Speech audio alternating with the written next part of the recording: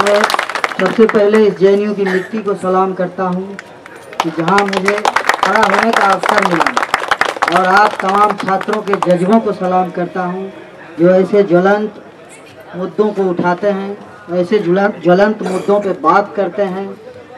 इसमें बेशक आपका कोई स्वार्थ नहीं है, और जो देशभक्ति और देशद्रोही की परिभाषा हमें बतला रहे हैं, उन्होंने एक छोटी सी चूक कर दी, हमें देशद्रोही कह दिया, फिर भी हमारे हिस्से में देश दे ही दिया, क्योंकि उसमें भी देश है। और कन्हैया यहाँ पे पढ़ता है। मैं कन्हैया के बारे में कुछ बताना चाहूँगा आपको। कन्हैया ने यहाँ के बारे में बहुत चीज़ें हमसे शेयर की हैं। मैं उससे पूछा करता था कि तुम होली पे घर क्यों नहीं आते हो, क्योंकि होली में वहाँ क्या है, जेएनयू में क्या करते हो बैठ के।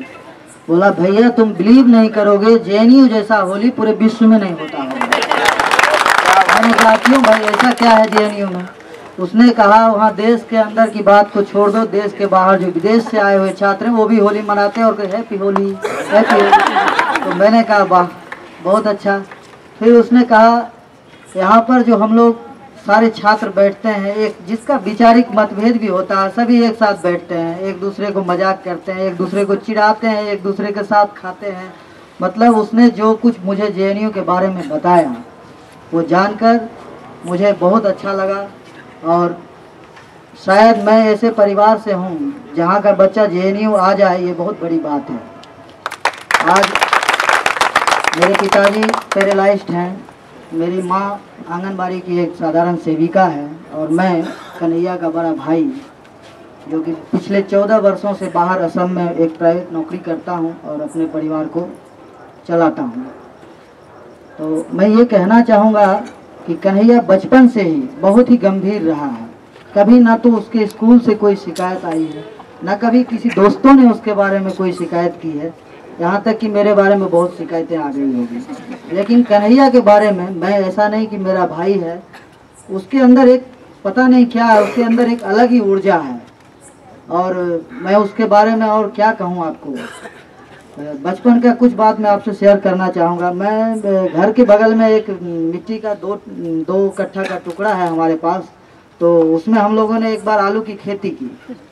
तो आलू की खेती करने के बाद हमने कहा कन्हैया चलो हमारे साथ, वहाँ वो खरपतवार निकालना है। तो वो थोड़ा काम काज में थोड़ा शारीरिक मेहनत करने थोड़ा भागता था, तो फिर भी हमने उसको ज़बरदस्ती मैं उससे करीब 8-10 साल का बड़ा हूँ।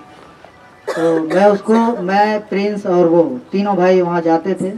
तो मैं जितनी तेज़ी से अपना काम करता था और प्रिंस हमसे भी तेज़ करता था, सबसे छोटा वाला। और कन्हैया जो था वो एक ही जगह पे करके थोड़ा दूर आगे बढ़ के वो फिर पीछे देखता था और निकले हुए जगह को वो फिर से ठीक करता था। मतलब हमने क्या किया, बनाते हुए आगे बढ़ते चले गए, पीछे जो हमारे पैर से दब गए जगह उसको देखने की जरूरत नहीं, मैंने नहीं समझा, लेकिन उसने उस पीछे वाले जगह को भी ठीक किया। तो मुझे लगता है कि वो यहाँ पे भी कुछ उसी टाइप का कर रहा है, बिल्कुल धीरे धीरे वो पीछे वाले जगह को भी ठीक करते हुए जा रहा है।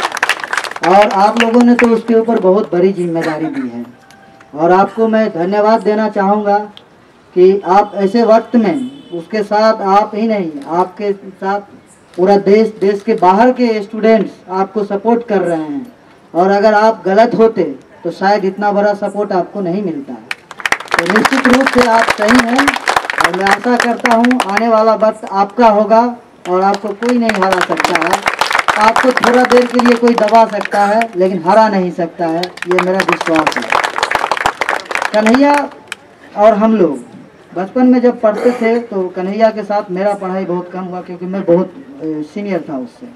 फिर भी हम लोगों का जो टीचर थे, ट्यूशन करने वाले टीचर जो थे, वो तो सबको एक साथ ही पढ़ाते थे। तो जब 26 जनवरी या 15 अगस्त का मौका आता था तो ऐसे मौक़ों पे हम लोग भाषण की तैयारी किया करते थे। तो उस भाषण की तैयारी में कन्हैया उसमें कुछ अलग टाइप का तैयारी हमेशा से करता था। तो शिक्षक तो एक ही थे, सबको एक ही तरह से माननीय सभापति जी, शिक्षकगण, आए हुए अतिथियों वगैरह वगैरह ऐसे करके वो तैयारी करवा देते थे। पता नहीं ये कहाँ से क्या करके उसी भाषण को क्या मॉडिफाई करके आता था और हमेशा फर्स्ट प्राइज लेके आता था। तो मैं उससे जलता नहीं हूँ। और उसका एक पंक्ति मुझे याद है, वो हमेशा एक भाषण को शुरू करने के पहले बोला करता था कि भरा नहीं जो भावों से, बहती जिसमें रसधार नहीं, हृदय नहीं वह पत्थर है जिसमें स्वदेश का प्यार नहीं।